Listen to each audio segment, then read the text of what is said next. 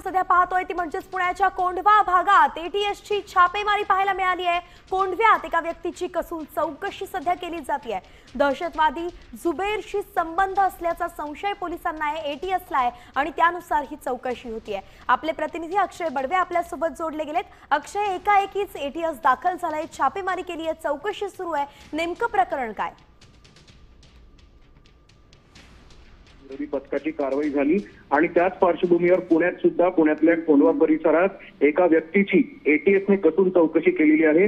गेल्या काही दिवसापूर्वी दहशतवादी जुबेर हंगरगेकर याला अटक केल्यानंतर या व्यक्तीशी संबंध असल्याच्या संशयावरून महाराष्ट्र एटीएसने काल कोंढवा परिसरात छापेमारी केली आणि यावेळेला एका संशयित व्यक्तीकडे त्यांनी चौकशी केली आणि त्याच्या घरझडती देखील घेतलेली आहे। अद्याप त्याला ताब्यात घेतलं नसलं तरी महाराष्ट्र एटीएस आता सध्या ऍक्शन मोडमध्ये आपल्याला पाहायला मिळते।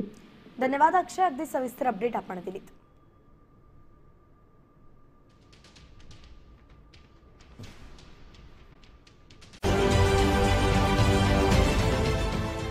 देश विदेशातील प्रत्येक घडामोडींचे लाईव्ह अपडेट मिळवण्यासाठी आता साम टीव्हीच्या सर्व सोशल मीडिया प्लॅटफॉर्मला लाईक, फॉलो आणि सबस्क्राईब करा।